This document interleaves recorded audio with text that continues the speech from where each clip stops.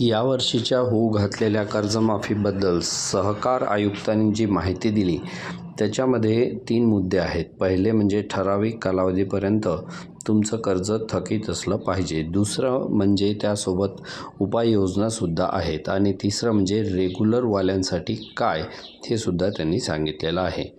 आपण सोप्या भाषेत एक एक मुद्दा समजून घेऊयात.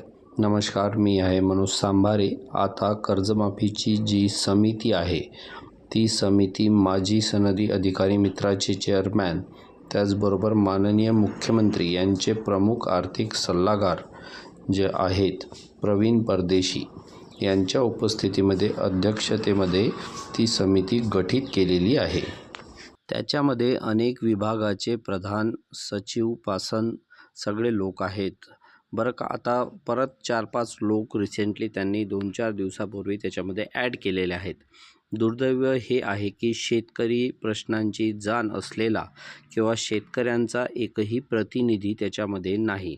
आता जे सहकार आयुक्तांनी त्याच्यामध्ये दुसरी गोष्ट सांगितलेली आहे की कर्ज वारंवार का होतं, त्याचबरोबर कुठले असे जिल्हे आहेत की त्या ठिकाणी कर्जबाजारी शेतकऱ्यांची संख्या मोठ्या प्रमाणामध्ये आहे, त्याचं पीक पद्धती कुठल्या आहेत, त्यांच्यावर कर्ज होण्याची कारण वगैरे व त्या संदर्भातल्या उपाययोजनांचे जे कारण आहे की दीर्घकालीन व अल्पकालीन उपाययोजना करण्यासाठीची जी समिती आहे अशा पद्धतीने ती समिती गठीत करताना जे समितीचं हे आलं होतं पत्र ती घटित झाली व त्याच्यामध्ये जो उल्लेख होता तर त्या संदर्भात सुद्धा ते प्रयत्न करणार आहेत. पण मला राज्य सरकारला एक सुचवायचं आहे की त्यांची पीक पद्धती किंवा त्यांची शेती पद्धती व त्यांची शेती करण्याची पद्धत याच्यामध्ये चूक नाही आहे, तर चूक सरकारच्या धोरणामध्ये आहे.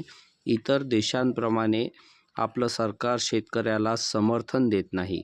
त्याचबरोबर आयात निर्यात धोरणामध्ये सातत्याने हस्तक्षेप करत त्यांच्यामुळे त्यांच्या शेतमालाला भाव मिळत नाही व त्यांच्यामुळे त्यांच्या उत्पादनाचं उत्पन्नात रूपांतर होत नाही आणि त्यामुळे त्यांच्यावर कर्ज काढण्याची आणि कर्ज थकवण्याची वेळ येते. सगळ्यात महत्त्वाचा मुद्दा सरकारने लक्षात घेतला पाहिजे. त्यामुळे या उपाययोजना तुम्ही कितीही केल्या त्या तूटपुंज्या ठरणार आहेत. दुसरा महत्त्वाचा आपण जाणून घेऊयात की ते म्हणाले होते की कोणत्या कालावधीपर्यंत तुम्ही थकीत असले पाहिजेत ते आपण बघूयात. 30 जून व 30 सप्टेंबर 2025 पर्यंतच्या थकबाकीदार शेतकऱ्यांची माहिती सहकार विभागाकडून मागवलेली आहे. म्हणजेच काय की तुम्ही तुमचं कर्ज हे 30 जून ते 30 सप्टेंबरच्या दरम्यान थकीत असलं पाहिजे. म्हणजे 30 सप्टेंबर 2025 पर्यंत तुम्ही थकीतमध्ये असेल. आणि आता थकीत केव्हा जातो तो माणूस की ज्यावेळेस तो कर्ज घेतो आणि कर्ज घेतल्यानंतर 1 वर्ष कर्ज भरतच नाही आणि ते 1 वर्ष झाल्यानंतर तो ओडीमध्ये जातो, म्हणजेच तो थकीत होतो किंवा मग तो NPAमध्ये जातो, तो सुद्धा थकीतच असतो. म्हणजेच उद्धव ठाकरेजींनी जी कर्जमाफी केली होती 2 लाखापर्यंत, त्यानंतर ज्या शेतकऱ्यांनी कर्ज घेतलं असेल त्यांच्या 1-2 वर्षामध्ये पुनर्गठन केलं असेल तर असे सगळे शेतकरी त्याच्यामध्ये थकबाकीदार बसतात. थोडक्यात ही जी सहकार आयुक्तांनी माहिती दिली आहे तर त्याच्यानुसार 30 सप्टेंबर 2025 पर्यंतचे थकीत असलेले शेतकरी यांना कर्जमाफी मिळणार आहे.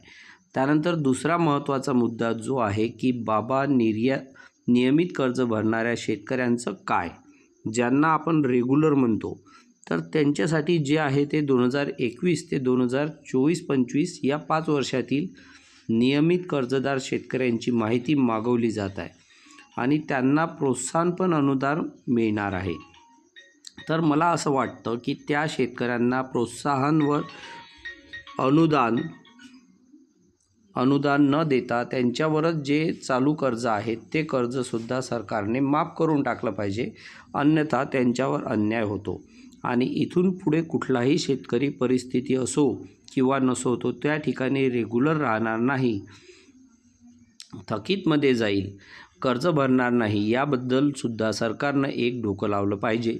त्यानंतर कर्जमाफीसाठी किती पैसा लागणार आहे, हा तर 40,000 कोटी रुपये कर्जमाफीसाठी लागणार आहे. 30 जून 2025 पर्यंत राज्यातील 24 लाख 73,566 शेतकऱ्यांकडे 35,477 कोटी रुपयांची थकबाकी आहे आणि आकडा हा 40,000 कोटीपर्यंत जाऊ शकतो. आता सहकार विभागाने काय म्हटलं की साखर आयुक्तांचं काय विधान आहे ते विधानच मी तुम्हाला इथे ऐकवतो. तर स्क्रीनवर सुद्धा दाखवत आहे. 30 जून व 30 सप्टेंबर 2025 पर्यंतच्या सर्व थकबाकीदार शेतकऱ्यांची माहिती बँकेकडून मागवली आहे.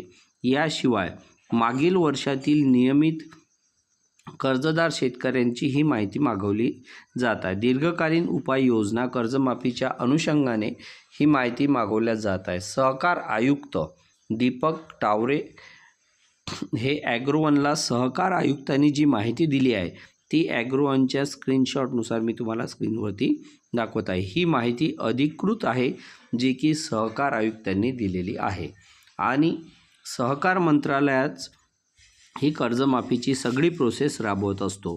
त्यांच्या अखरीतला हा विषय असतो, त्याच्यामुळे ही माहिती त्यांनी दिलेली आहे. कर्जमाफी संदर्भातली प्रत्येक अपडेट मी तुमच्यापर्यंत घेऊन येतो आहे.